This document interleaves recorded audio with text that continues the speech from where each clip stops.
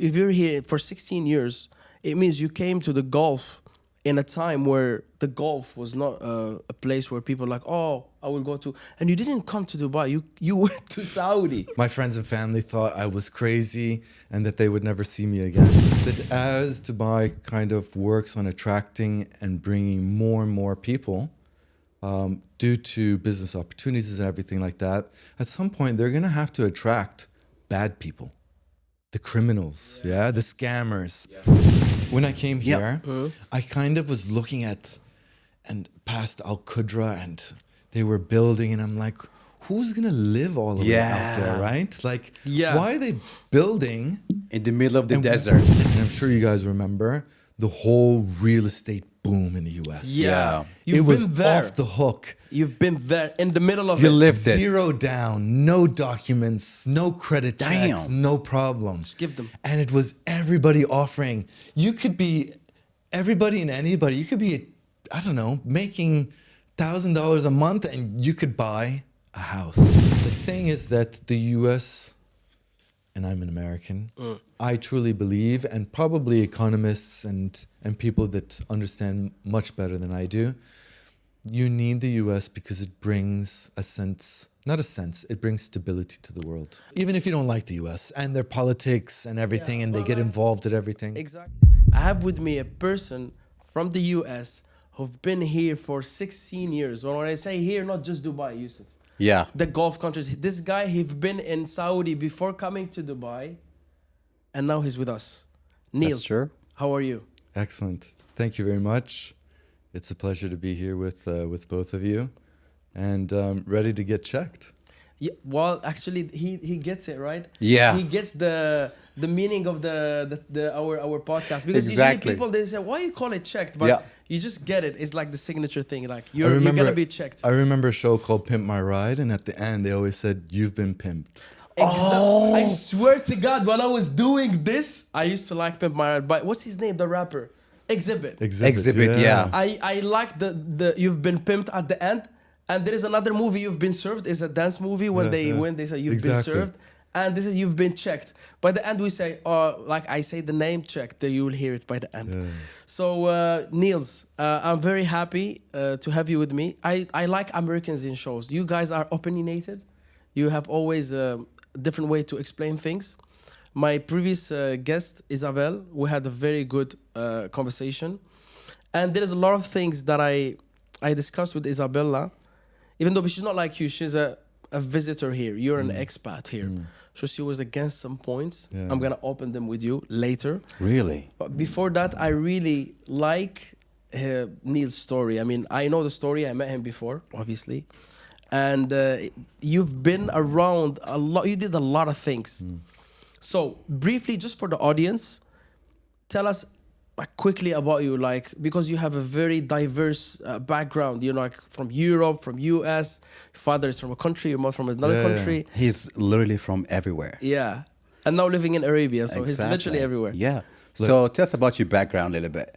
Look, I think before I do that, this place feels like home because of how diverse it is. And I feel that I'm diverse. I always felt kind of out of place in many of the places that I lived until I arrived here.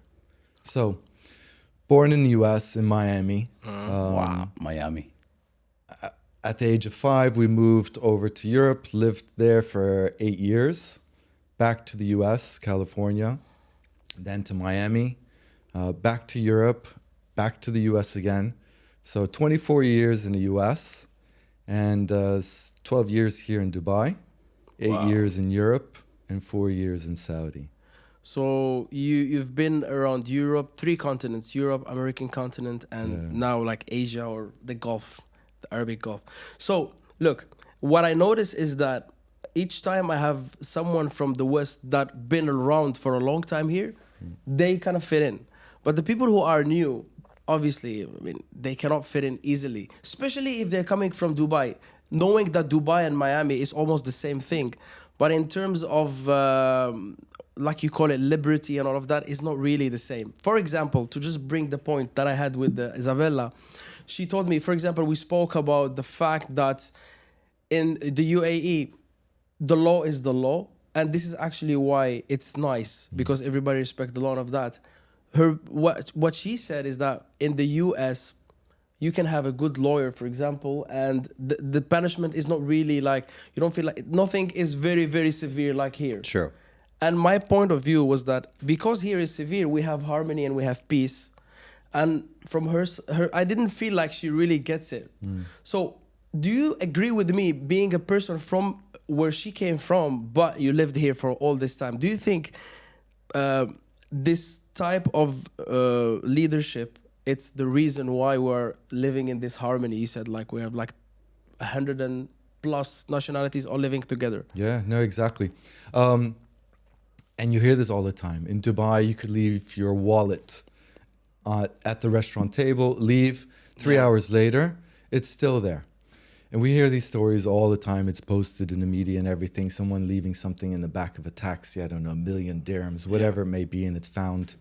I think, like you said, it's the leadership style, it's the laws. But one of the things that I noticed is that, and ever since I moved here, that as Dubai kind of works on attracting and bringing more and more people, due to business opportunities and everything like that, at some point they're going to have to attract bad people, the criminals, Makes sense, the scammers. Yeah. Now, if we compare here with the West, I think it's still not at that level. You have them, but it's almost like this place makes bad people nice. Exactly what I noticed. That's so true, actually. Yeah. I have my friends, they visited me once. I know them. In Algeria, they're a little bit of troublemakers. Okay. They came here, Yusuf. By the way, I didn't introduce Yusuf. You already know him. I've been here so many times. Hello, guys. Yeah, Yusuf is back. What they said, like, I know these guys. When they came here in the airport, one of them smoked. He smokes, and then he spent 5 minutes looking where he can throw the cigarette. In Algeria, where I'm from, he will just throw it. And Straight this is a away in the troublemaker. street, Like, he's like like, the airport, Yeah. So already people, when they come here, for some reason, they know the rules as if someone told them what's wrong, what's right. There's But like reputation. You have to follow the rules, otherwise it's going to be deported. Yeah. Look, we started the podcast in like a very serious note. Let's come back to your story. I just wanted to clear that out, and I want to come back to the beginning of your story because it's really strange. If you're here for 16 years, it means you came to the Gulf in a time where the Gulf was not a place where people like, oh, I will go to, and you didn't come to Dubai. You went to Saudi. Yeah, to Riyadh, right? Riyadh. I went from the fire to the pit. Exactly, from Miami to Riyadh. It's like two extremes in weather, and no, not in weather, but in terms of culture, two different. Yeah. My friends and family thought I was crazy and that they would never see me again. So when you were in Miami or the state, what was your assumption about the Middle East? Yeah. That's the thing. So all we know is what we see in the movies or in the media. And back then, obviously, it wasn't like it is today. But I remember doing a telephone interview, and I was interviewing for a banking job in Saudi. Oh, wow. Because at the time, they were expecting the mortgage banking law, which they call conventional or non-Islamic, to be passed soon. And so the banks were already starting to prepare to bring in experienced mortgage bankers from the West. The law still hasn't been passed. It's still Sharia and Islamic banking. Without interest, yeah. But anyway, so I did the interview over the phone, and it was a bit odd because they called me back after a couple of days. They apologized and they said, look, we know we interviewed you for a potential job with one of the banks, but this agency said we'd like to offer you a position as part of the executive search headhunting practice. We know that you don't know anything about that, but with your diverse background in banking, we think that you could do very well.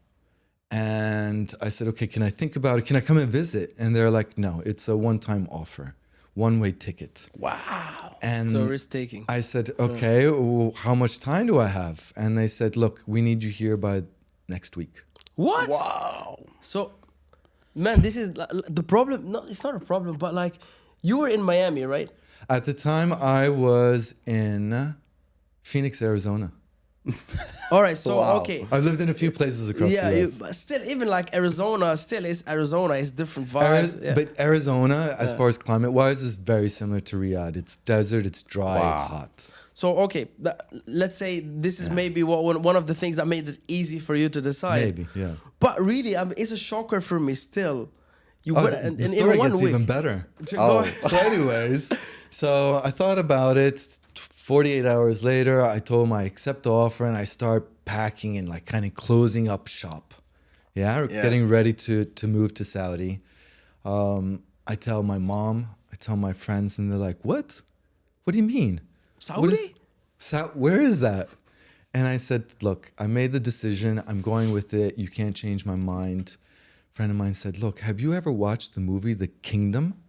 And I Yeah. said, You What? mean what was the kingdom of heaven? no, it was. It's called The Kingdom. It's a Hollywood movie. Yeah, Anyways, yeah. the movie was about the terrorist attacks at the Western compounds. Oh, I watched it. Yeah. I watched it. Yeah, yeah. Oh. It I was was in the like, no- 80s.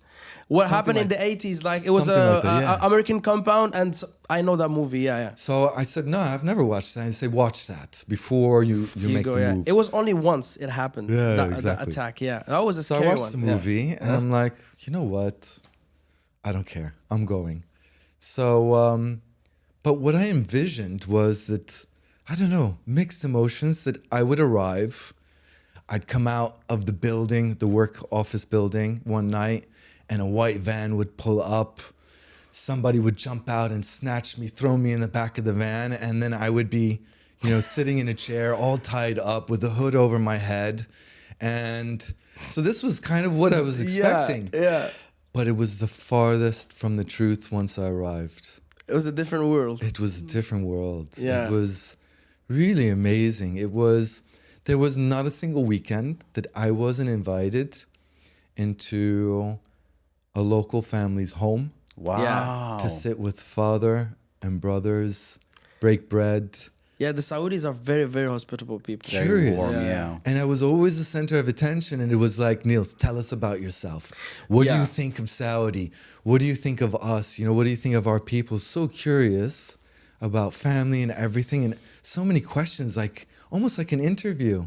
And it was Yeah. interesting, No, it is interesting. Like I can imagine how they felt. Like this guy, he came here, even though we know what the reputation is or what the media is trying to feed the people in the West. But I mean, I'll be honest with you. One of the reasons I really wanted to sit with you is the fact that you've been in Riyadh in that time. Like it was 2008. Like, So that was 2008. not easy. before It's not easy, this yeah. new reform. Yeah. Everything was segregated. Women couldn't drive. Yeah. Fully Yeah, yeah. covered, everything. I don't know, listening and reading and talking to friends about what it's like now. Yeah. It's amazing how It is. quickly things have changed. So you stayed in Riyadh for how or for Saudi? 4 years. 4 years. And I came in at the worst time. So I escaped. I didn't escape, but I left the US after the US banking crisis, Yeah. mortgage crisis, Yeah. real estate bubble Yeah. burst, which was started in 2005, 6. Sure. Yeah. And we started to see banks basically going down. Yeah. I became jobless. We'll go more into where I was working. But I ran away kind of because I couldn't find anything within my career trajectory. Yeah. And I got this opportunity in Saudi. Banking was booming in the Middle East, Saudi especially.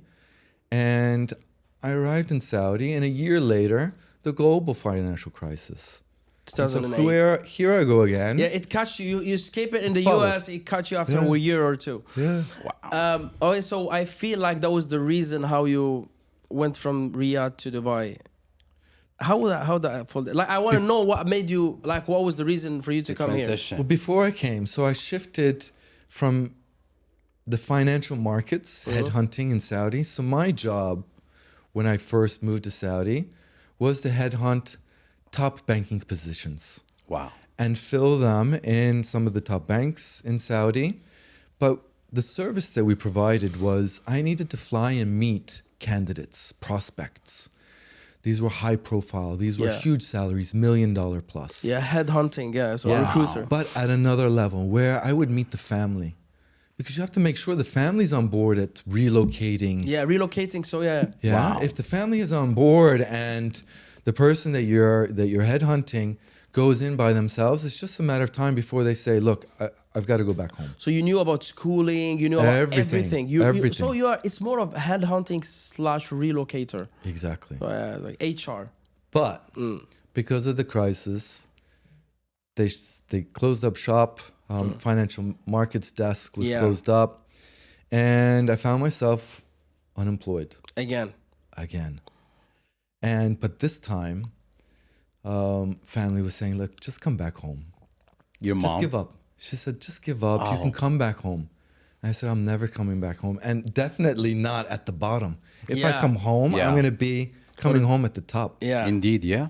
So, yeah, there was about 6-8 months in where I was the jobless American roaming the streets of Riyadh. Oh my God. Knocking doors, asking for interviews. In that time, your family was in Riyadh, I believe. So I was married. I had a newborn baby. And it's wrong timing for your family. Yeah. Yeah, it was tough. I sent them out of the country because I could no longer sponsor them. And I stayed in my multiple re-entry visa expired. My residence visa expired, which meant if I left, I couldn't come back in because there was no employer. I wasn't sponsored. So you were stuck. So I stayed because I said, I'm not leaving until I have something. I want to know, like, how did you like? I'm like, must be difficult. I want to know how you survived that. Like, it's a struggle that I really want to know how you fixed it. Look, and this is the thing: is that you've got unemployed people in every part of the world. Yeah. Sometimes it's in their own home. Sometimes they're in a foreign country and they've lost their job. And it is humbling. It really tests your patience. But it tests a person and their strength. Yeah. Strength to what are they capable of and how much can they take? Is it time to throw in the towel and go back home to something that is safe and, secure? Or you just stay focused on, I came here for a reason. This didn't work out, but I can find something else. I have to find something else that will work out. And I feel like that was where Dubai opens the door for you. Yeah. So you joined Dubai. You worked in something similar to what you were doing in Riyadh. You're also still in the headhunting business. I'm still in helping people find what they were born to do. Wow. Which beautifully is said. Deeply said. Yeah. So wait, can you say it again? Helping people find what they were born to do. Okay, that's a serious statement. And here's the thing. I didn't grow up and I didn't study this particular field. It found me. Yeah. And when it found me, I remember there was a particular point where I woke up and I said, this is my purpose. I've been unemployed. I've been jobless. I've been broke, walking the streets. And if you don't have an income and if you aren't making money, this kind of just destroys everything that you have planned. And Indeed. So you have to find work, but finding work that you love, that you're good at, and that is in line with your purpose. Man, this is I think the biggest problem in nowadays. Like people are working for the salary. That's it. Just chasing the money. Yeah, and it's that's wrong. depressing. Yeah. You know why? Why? Because the work that you do is to chase the money, you'll never be great at it. Exactly. Yeah, you will, even if you're good at it, it will kill your soul. It will kill you, like eat you from inside. You can't be great at it. Yeah. It's impossible. Because the people that are great at something would do it even if they don't get paid.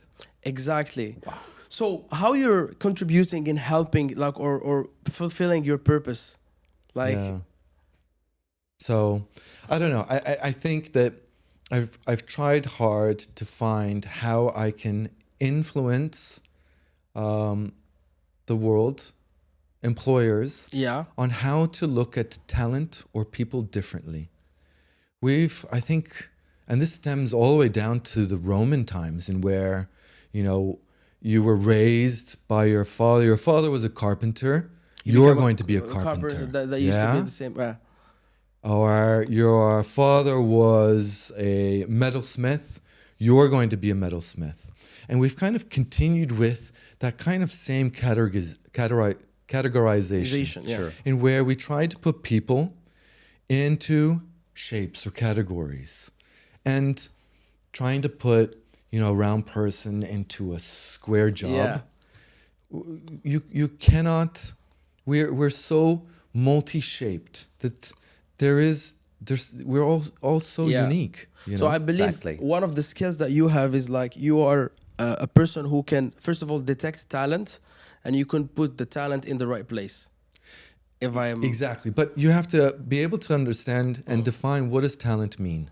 And so as we move forward in a digital age, and there's constant conversations with regards to a diminishing supply of skilled talent. Yeah. But then you see organizations focusing on finding and hiring people with the right attitude.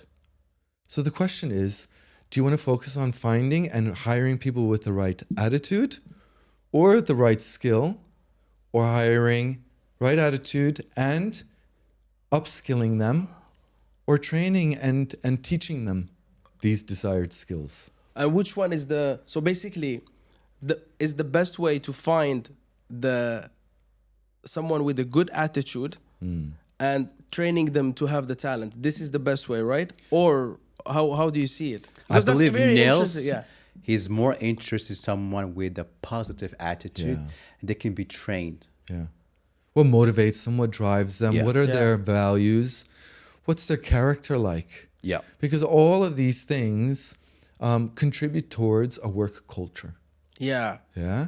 And every organization always wants to protect their work culture, or they want to evolve their work culture into being something that is more inclusive. Or I'm seeing a lot of companies. I worked in Louis Vuitton for 3 years, and I can see this great company. Yeah, they focus a lot in this part. Yes. Like there's always trainings. They focus a lot on the attitude, having a positive attitude. It's not always about selling, even though sometimes they have to do it. Of course, yeah. But yeah, I totally, and I can see the big companies nowadays, they are really focusing when it comes to HR into that. So, okay, when you came to Dubai, now here where I want to go to Dubai, Miami kind of thing. Here where I really want to know. You came to Dubai. You love Miami, by the way, right? I love Miami, yeah. Really? I love Miami, but I love Dubai more. Really? I love Miami in terms of the movies I watch. I never been there. I want to ask you a question. When you hear the word Miami, what's the first thing comes to your mind? Beach. Yeah. Lifestyle? Maybe beach. Well, yeah, lifestyle beach. Let's say. Beach lifestyle. Sorry. Okay. And as a foreigner, as an American, all American, when you hear the word Dubai, what's the first thing comes to your mind? Because it's my home. I've made this place home, you know? So Dubai, to me, it's the best place to live right now. I remember you mentioned something very beautiful, I believe a few days back in Miami. You said you work in a hotel. Yeah. And you had some amazing experience there. Please tell me about it. So, growing up in Miami, it's all about hotels, restaurants. Yeah.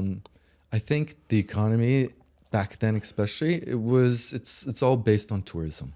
Yeah, same like Dubai. Just like Dubai, Yeah, Miami isn't really known for manufacturing or anything else. Although it has kind of shifted into real estate and maybe some financial markets and things like that. But it was interesting growing up as a teenager. And you have to remember, and I don't know if you guys are old enough, but I'm sure you've seen it in the movies and everything. Early 90s, Miami, gangs. Oh, yes. So you have all of these kind of gangs in and out of Miami. And Miami was very different than it was today. And again, anything I say, it's not based on judgment or whether I believe it's wrong or right. All I'm doing is just kind of sharing my experience. Your experience, in life. And so it was, back then, the way I would describe it was known as a Latino, Hispanic city. Yeah. I think till now, like the majority It's of people in Miami speak The vast Spanish. majority, yeah. But I'll share with you how I saw it kind of evolve as we see here. For example, the Russians coming in, Yeah. and you have kind of waves Yeah. of different Nationalities. investors and everything, and it influences. And so early in the 90s, growing up there, we saw it was very Latino, very Hispanic, especially South Beach area. But then we saw a kind of shift. I think it was the fall of the Soviet Union back in 1989, 1990, and we saw Russians coming in and investing, Interesting. buying up properties, moving money and everything like that, and just kind of having dual residencies. Yeah. Then we saw, I remember, another period of German. And so we had a very heavy German influence and investment, and you saw, and the It's way like that you waves. see it, waves, And it was in the 90s. restaurants that were, German affluent people, Yeah. owners, and nightclubs and things like that. And then we saw a change in where you had the gay community back then. Yeah. And they came in, and they were actually, from what I consider, they really transformed Miami and took it out of something that was starting to kind of fall apart, infrastructure-wise in buildings, and they renewed everything. They came in, and everything started to become renovated and new-looking again.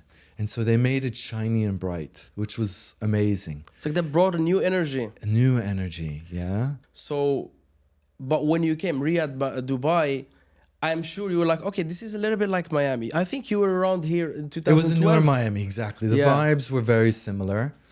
The diversity in cultures was very similar. Miami's very diverse in cultures. The only thing was that Dubai was shiny. It was brand new. It still is brand new. Yeah. It's like Miami in, let's say, the 70s. Like, oh, it's like a reset. Like, oh, I was in Miami, but it was like either in the peak or after the peak. But this God, he take me to this roadmap, and boom, I'm in like something that is like Miami. It's like Miami, but safer. better. But Exactly. safer, better, Yeah. and in the beginning, which is like, okay, this is the right place for me. That's how I believe you felt. Because of the movies. The movies have just, kind of made Miami and glorified. And I think there was a time where Miami was the place. Yeah. But I think Dubai is the place now. Mr. NILS, so your heart, your soul is everywhere. In Europe, in the States, in the Middle East. You've been here in Dubai for 12 years. Yeah. Why Wow. Dubai? Why Dubai? Look, and I continue to travel. Yeah. Because of where I work, I get access to flying and traveling for the same price as a brunch here. Yeah, so it's like brunch or go and visit a new city. So, that being said, from everything that I see, from the people that I talk to, from everything I read, everything I watch, this is the best place. This is the future. This is where everything is happening. And I think you had another guest that was talking about where is going to be kind of the next empire shifting from the US. Is it going to be China? Yeah, it was I agree with Richard. what he said. The Yeah. Middle East. Oh my God, that conversation with Richard was very important because Richard, he sees the world the same way I see it, is through a historical lens. Yeah. So we all know that civilization somehow travels. It's like Indeed. like Exactly. an entity, and each time civilization travel, I believe it leaves a landmark. Let's say the Colosseum in Rome, the pyramids in Egypt. We go to the US to like the Statue of Liberty, Yeah. Eiffel Tower, and it was built in a time, like if you take Eiffel Tower or Statue of Liberty, it was the beginning of where civilization is establishing itself. It's like a spiritual way I'm seeing Yeah. it / historical. But it's time to pass the torch on. Yeah. Yeah. You see Burj Khalifa. For me, Burj Khalifa, it's Eiffel Tower. Yeah. It's Statue of Liberty. Yeah. It's Yeah. the pyramids. Yeah. It's you know what I mean? It's the Colosseum. Exactly. It's like the beginning of a new era. This is how I see it. And that was the conversation. What was the conversation about with Richard? He's seen it the same way. And there's more to come. So you asked me again, why Dubai? Dubai is the future. And it's because of everything that the leadership here has worked on to deliver. Not just talk and market, but actually execute exactly as they planned it. Yeah. True. You know, and this is very unique. There are, I'm sure, other cities and other nations that do, but here they actually deliver. It's Exactly. next level. You know, a lot of times I drive and I see a new highway there, another highway over there, just super fast over here. Smooth. Yeah. And well done, well put. You And know, also- when I came Yeah. here, I kind of was looking at and past Al Qudra, and they were building, and I'm like, who's gonna live all the way out there, Yeah. right? Like, Yeah. why are they building In the middle of the desert. and the Emirates Road, which is now I think the 411 or whatever, the Ring Road.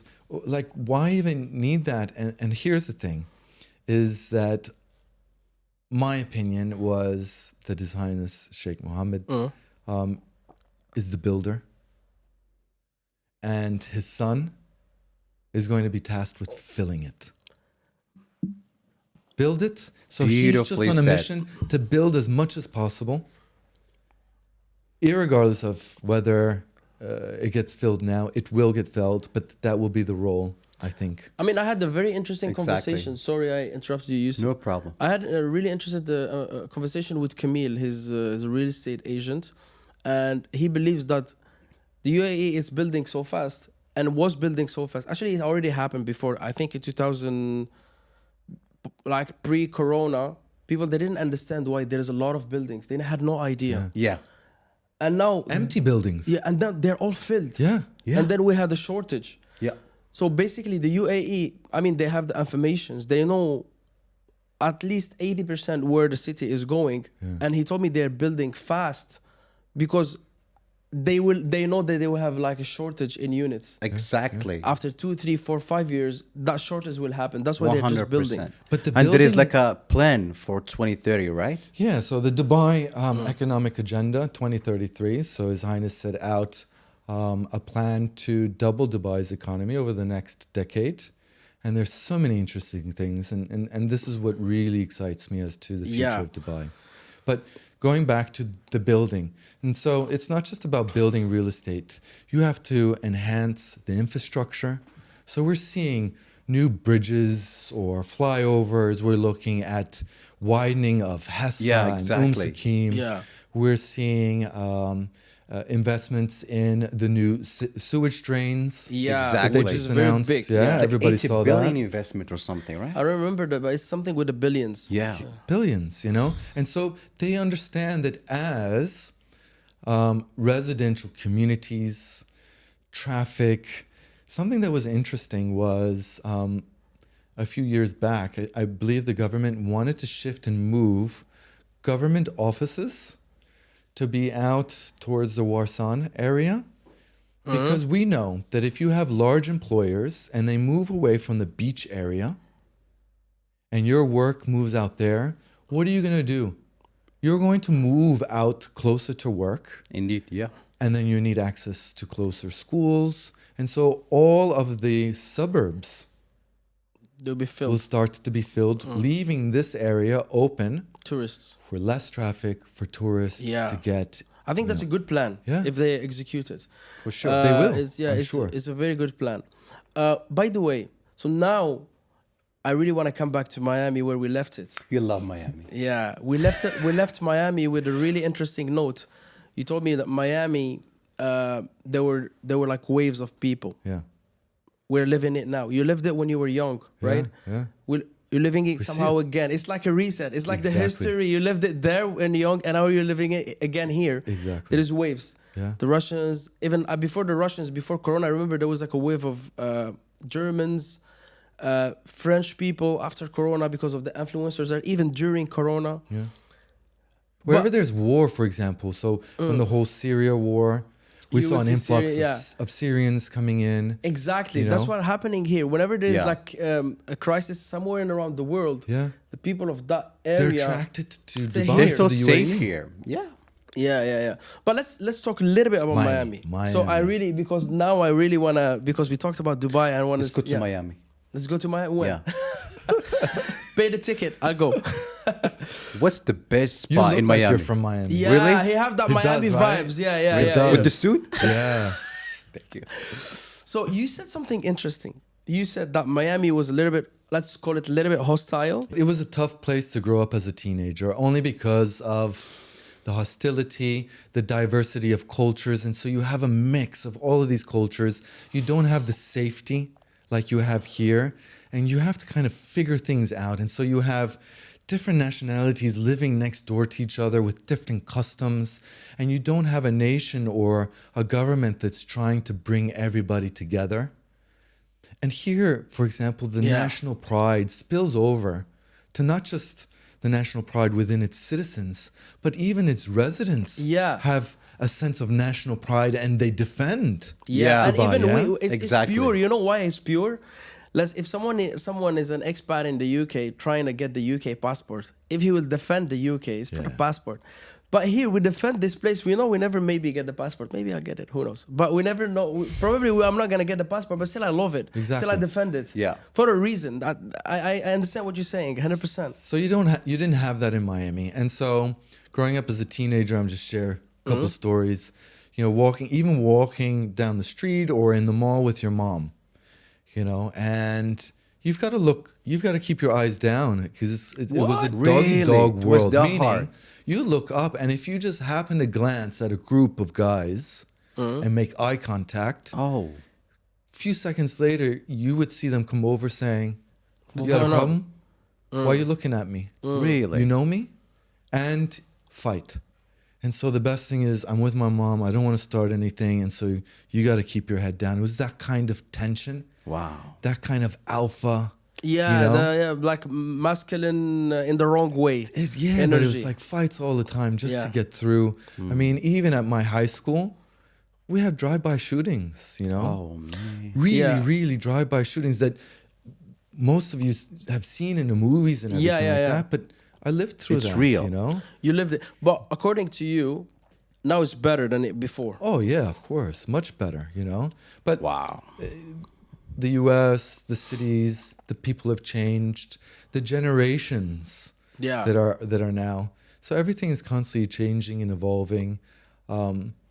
You know, but it was, I think all of that I went through, and it made me who I am today. And I think I can survive anywhere. Let's ask him. Let's put him in a hot seat. So you've been in Miami in a really tough time. Yeah. So you've been. I mean, even though you look like you're like calm and you've been like as an assumption, you've been a bad boy for a certain period of your life. I'm Yeah. sure.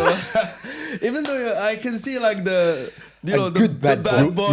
You want a story? Yeah. Yes. Please All right. hit us. Listen, I've got so many stories and really bad ones, but I'll tell you one like this. Tune them a little bit down. So I think I was 18 or 19, and a friend of mine got me a part-time job as a valet in South Beach. Oh, I think it was a new age Chinese restaurant that just came up, and it was really hot. All the Hollywood celebrities and sports stars were coming there. Anyways, I was one of the valet drivers. And I remember I parked the car, I came back, and where the cars are supposed to come up and you're supposed to open the door and take the car, there was a car parked there. And I was like, whose car is this? It's not supposed to be parked, because this is kind of where you're supposed to pull in and pull out. Anyways, I go in the restaurant and I ask the hostess, I'm like, this car? And they're like, Will Smith. Oh. So I remember, I'm like, okay, fine. How do I do this? Okay, Mr. Smith, yo, Will. So I'm playing this out in my head. Anyways, I went with the respectable thing, and I said, Mr. Smith, you can't park there. Do you mind if I have your keys? I'll valet it for you, and when you're ready, I'll pull it back up for you. He said, yo, I'm sorry, no problem. I didn't know. Pulled out his keys, gave it to me. Guess what I did when I got in the car? Will Smith, if you're listening to this, That's it. Left it in first gear, around the corner, Drifting. redline it, try to drift it. oh my God, You know? that's a story. That's Oh my. cool. And so it's true what they say about never give your car to valet driver, especially an 18-year-old in Miami. It didn't matter if it was a Lamborghini, a Porsche, we left it in first gear, boom, all the way until we got to the parking space. Burnout. Yeah. But what's interesting is that it was Will Smith's car more than you know what I mean. I believe you Will saw. Smith, Sylvester Stallone, Mike Tyson, Madonna. These were the type of people that you would see all the time. And it was, I don't know, it wasn't anything special. It was just like, oh, there's Mike Tyson. Oh, cool. Yeah. People didn't run up. Can I take pictures? I want and to ask you selfies? something. Nothing. It's what's happening here. Yeah. Will Smith, he come here a lot. I worked in Louis Vuitton. Like I've seen all these. I don't remember the names. The kickboxers, the boxers, the TV hosts, the actors, and they're just roaming around here. And they love it because it's exhausting. I think. Yeah. To constantly have to stop what you're doing to go about your daily activities, and they can come here and just feel normal. Yeah. To not be. If they walk around the marina, but no, in the malls. In the malls, they got like Will Smith. What's the name of? I always forget his name. The guy with the mustache. He always interviews like kids. He's very funny. African American with the mustache. Mayweather? No. He's a TV host. TV host with a mustache. Oh yeah. Oh yeah. The my black God. guy. Yeah, what's his name? With Steve Harvey. Steve Harvey. That's it. Yeah. You got it. Cool guy. Steve Harvey. I've seen him. He loves the like at UAE. Yeah, least a 5 lot, times. Yeah. And a guy like Steve Harvey, people they start like asking because he's pretty known. Like Will Smith, if you see him in the mall, he'll have to wear a cap or like. Yeah, but it's not like the same if you were out in, I don't know, somewhere. Like in Palm, nobody cares. Like in Deccan, nobody cares. I want to ask you a question, a very interesting question. I want to know from an American, okay? So you live in the state for how many years? 24 years. 24. What's your favorite state? Oh. Look, all of them were great. So living If in you could Miami choose as a one. teenager, I lived 8 years in Atlanta, Georgia, and I lived there during the best time. California, Arizona. The best, I think I'd have to go with New York. It was my dream. Wow. It was my dream as a banker. I wanted to be the next Wolf of Wall Street. Didn't happen, but a kid can dream. Actually, that was my next line of questions. JP Morgan. JP Morgan. That's that's really interesting. I watched a lot of movies around That was a era. fallback plan. Huh? That was a fallback plan. My original career goal was to make it to Wall Street. Yeah. All right. But I had to settle for any kind of banking job. So my first banking job was into private banking, and I was entering in, and I'm sure you guys remember, the whole real estate boom in the US. Yeah. It You've was been there. off the hook. You've been there in the middle of You it. lived it. Zero down, no documents, no credit checks, Damn. no problems. give them. And it was everybody offering. You could be everybody and anybody. You could be, I don't know, making $1,000 a month and you could buy a house. It was fantastic times while it lasted. But you could see that this was going to explode one day because it was unsustainable. It was out of hand. Anyways, private banking, I remember I could do almost everything. I could do personal loans, small business loans. I could do some investments, managing their accounts, but I had to refer mortgages out to the mortgage team. And I remember one day, guy by the name of Jeff, and he's like, Nils, do you know how much you referred out to me? You could have made triple your salary. What are you doing? And Just jump with us. I said, I don't know, man. This is my career. I want to go to Wall Street. I want to be that stockbroker. I want to. And he's like, I don't know. You think about it. Anyways, a few months later, he resigned and he left the bank that we were working together and he moved to JP Morgan. Called me again and said, last offer. I'm setting up a team. And I said, you know what, Jeff? Count me in. And he's like, done. When can you start? And I think I had a 2 weeks notice period. It's 2 weeks. I'm on your team. And it was amazing. But it was like, I don't know, it was like a contact center. Yeah, no, like it was just like You just pick up the phone. And there were the phone was ringing nonstop. And you just pick it up. JP Morgan Home Finance, how can I help you? And they would tell you what they wanted. And this was the problem.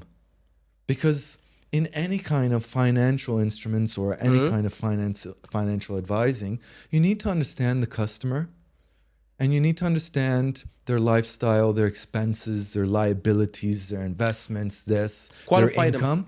Qualify them, but truly understand, if they're making $30,000 a year, should they be buying $1 million house? Not really. With a 1 month adjustable LIBOR arm that was at, I don't know, less than 1%.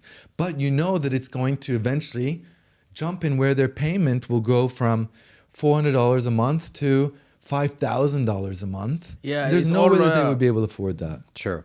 Yeah? If the interest changed, they're like in a big trouble. The public didn't care because there was so much marketing and advertising as to, you should be asking for this loan, you should call us, we're offering this, we're offering that, ask us for this, we're asking. And so the public was kind of dangerously educating themselves and calling and then telling the loan officer, this is what I want. And if the loan officer said, I'm not sure if that's the right product for you, they'd say, look, I'm going to hang up unless you give me what I'm asking for. And the next person that answers the call is going to get the commission. And so you were just seeing. So they just cornered the person, like you say, why I don't take the commission? Exactly. And so I could already picture, this is going to explode. This is not going to be pretty. Yeah. And what happened?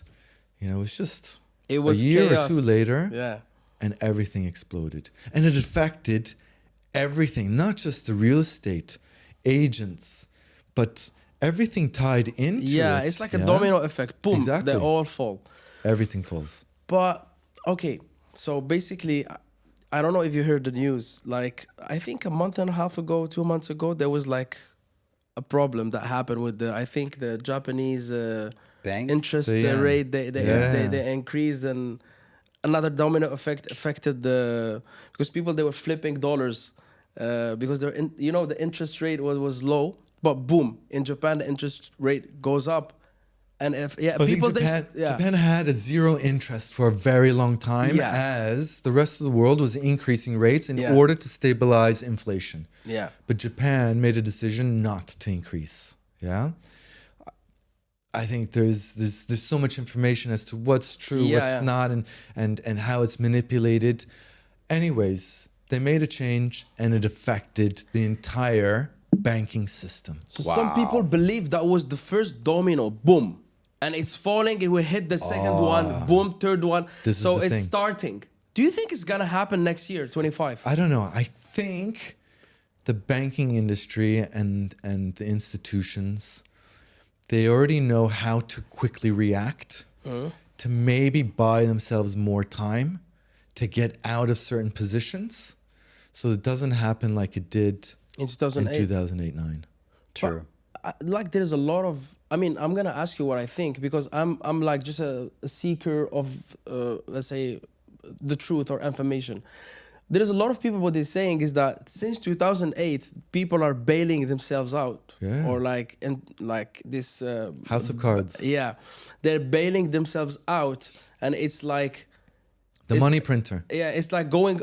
Actually, the new problem will be because the money is printed. Like the inflation is too much, then it's gonna burst in 2025, and it's gonna be another problem. Not like a mortgage or real estate reason. It's gonna be the reason this time will be the inflation. Like you cannot print anymore. Yeah, this is the thing. There's a limit for sure. I think they've definitely lost control with regards to printing.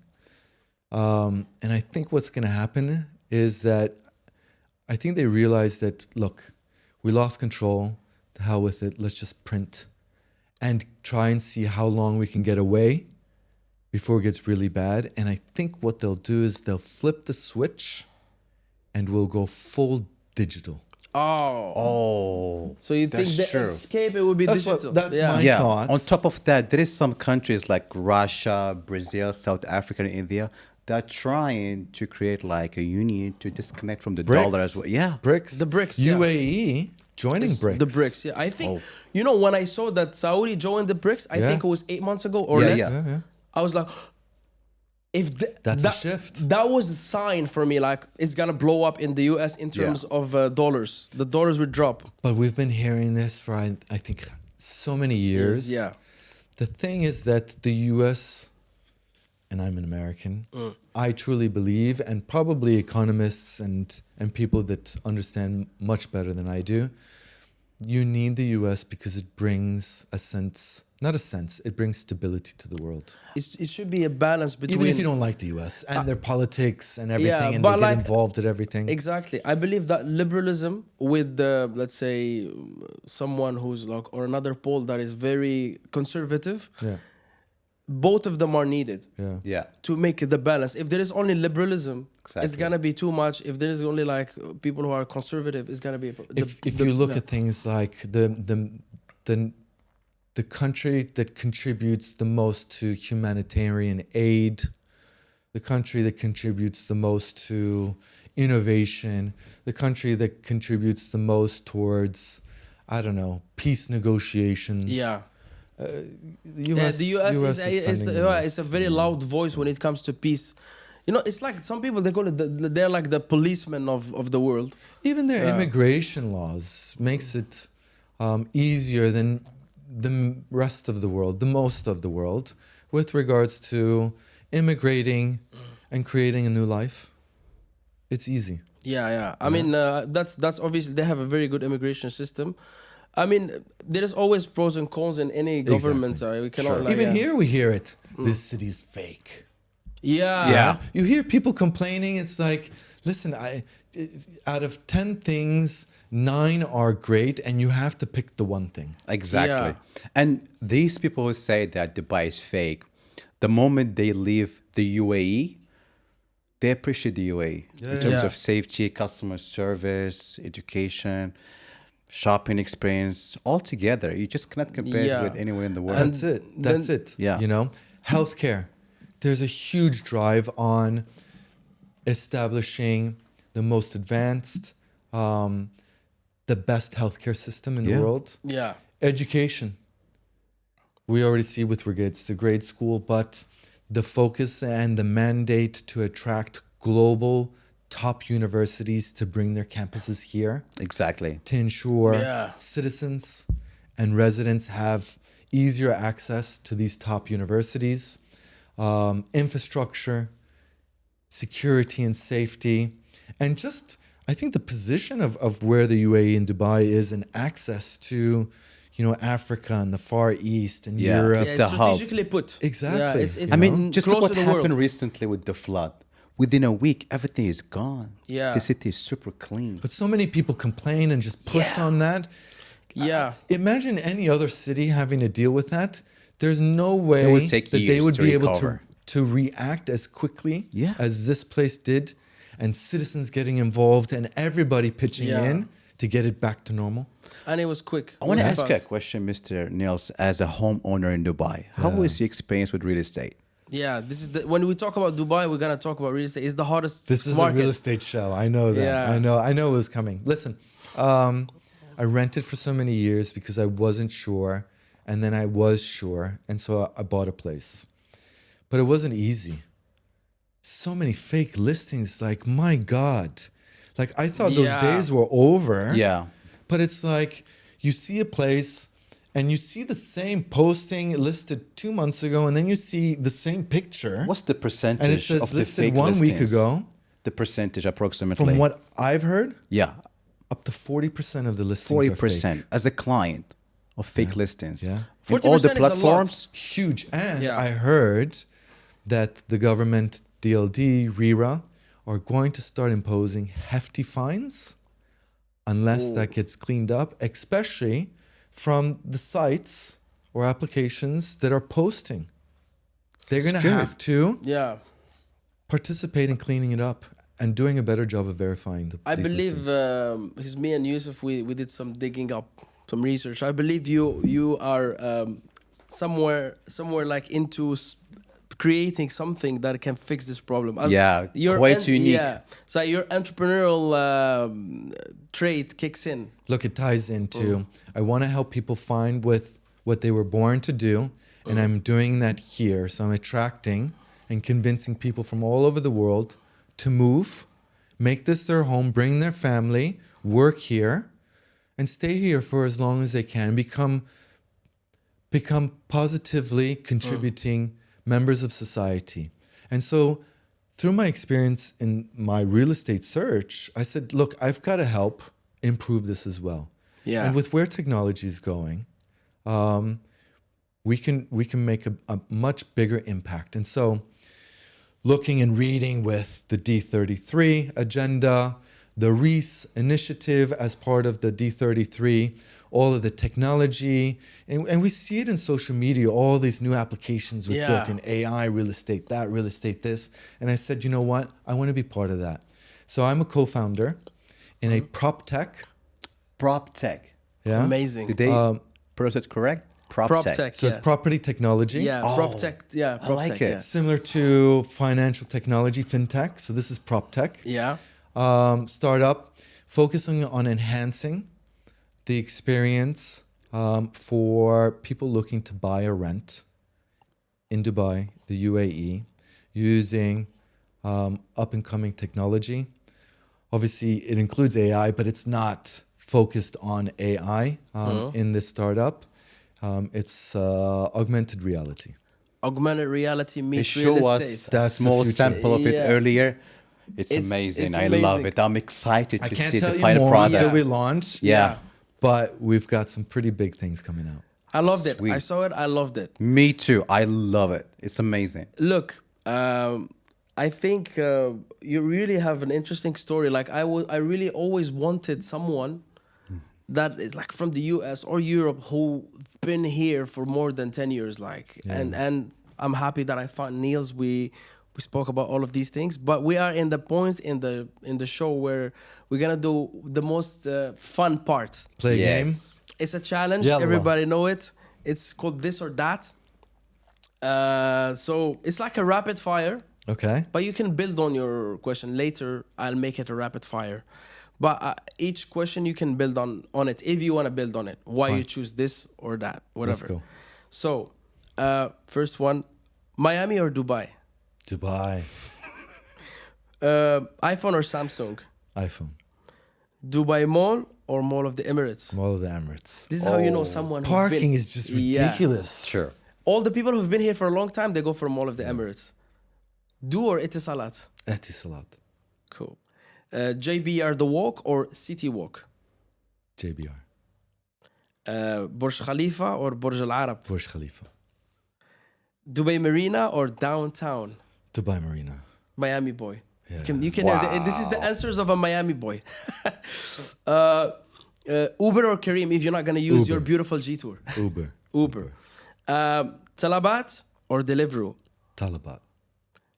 Wild Wadi Water Park or Atlantis Water Park? You know, I changed. It was Wild Wadi, but I think Atlantis. For now. I'm still Wild Wadi because I've been here since 2005. They're going to move it. From what I heard, they're going to level it down and move Oh. it to the new island that they're expanding past Burj Al Arab. That's supposed to be, I don't know, new right. family island. Oh, It can be a good plan. Yeah.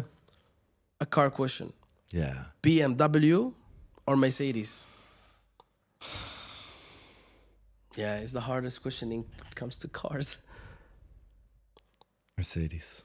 Mercedes. yeah. He Classic. thought a lot. I think you've been into BM, and then I was like, no, now Mercedes. Another one, a Lamborghini or Ferrari? I think I'm still young enough to say Lamborghini. Yeah, Lamborghini. It's Yeah. can I ask you one question? please. Bentley or Aston Martin? Aston Martin. Oh, classic. James Bond. Yeah. Really? You're not gonna go with Bentley? Nah. Aston Martin. Aston Martin. I was not expecting that.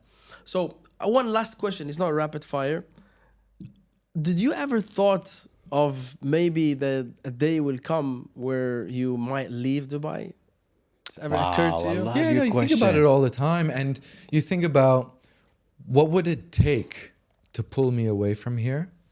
The thing is that the more time you spend here, the more you build a personal and professional network, the more you understand how things work here, the more integrated you are into the society, and where it becomes difficult at some stage of your life to move somewhere else and kind of start over. Yeah. Unless you're super rich and all of that doesn't matter. I think if you're super rich, and this is the goal for, I think, most of us here in this room, even the guy behind the camera, is to be rich. But I think there is something, I quickly will closure with this. There is something that I like. I call it the between lifestyle. It's where you live between cities. Yes. And I think it's going to be a new trend. Like aviation is booming in the world. It's not like 100 years ago. Now you can travel, you can buy a property in different places. Yeah. So I think the best lifestyle is the between lifestyle, between 2-3 cities that you love. I agree. That's it. I agree. That is a good life. Can I ask one question? Of course. Last one. Last one. Mr. NILS, you have amazing experience in life. You've been everywhere in the world.